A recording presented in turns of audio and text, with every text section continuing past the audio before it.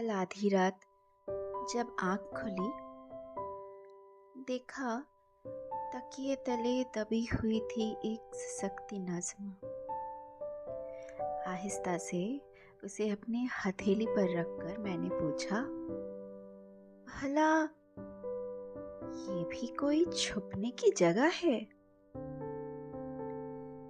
डरी हुई थी वो बेचारी।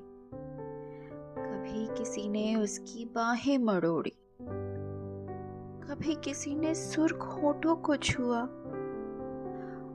और एक ने तो सीने से भी लगाया।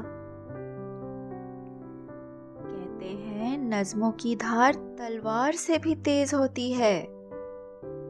कहते तो ये भी है किसी शायर से इश्क करो, यादगार होती है।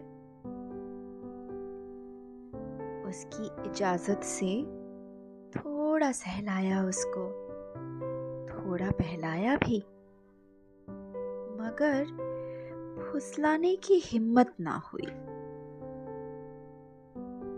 चांद भी आया था कल रात, झांक रहा था वो। इशारे से पूछा, मैं आ जाऊं अंदर?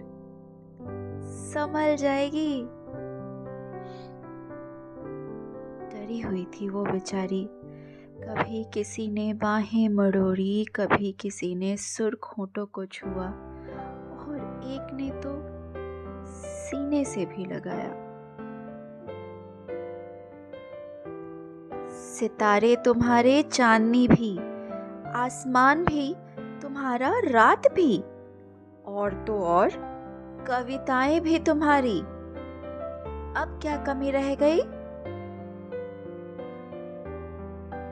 मुड़कर देखा तो वो कहीं नहीं थी। मैंने आवाज लगाई पर कोई जवाब नहीं था।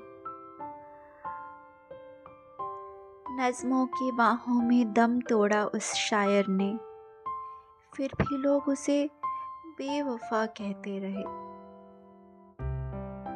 कभी गुलजार, कभी गालिब, कभी कबीर, और तो कभी यूं ही बैठी रही वो किताबों के बीच। जब अकेले में ही हंस पड़ी वो नज़्म, भीगी सी सुबह में खनकती पायल सी लगी वो। जब तकल्लुफ में फंसी नज़्म मेरी कविताओं को समेटने लगी, ऐसा लगा मानो नई दुल्हन की पहली रसोई हो।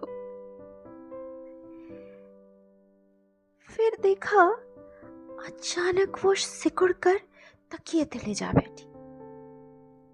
बोल पड़ी, कभी कभी यूं लगता है कि नज़्म आप बन जाओ और मैं आपको अपनी शायरी में पिरो दूं। मैं शायर बन जाऊं और आप मेरी शायरी।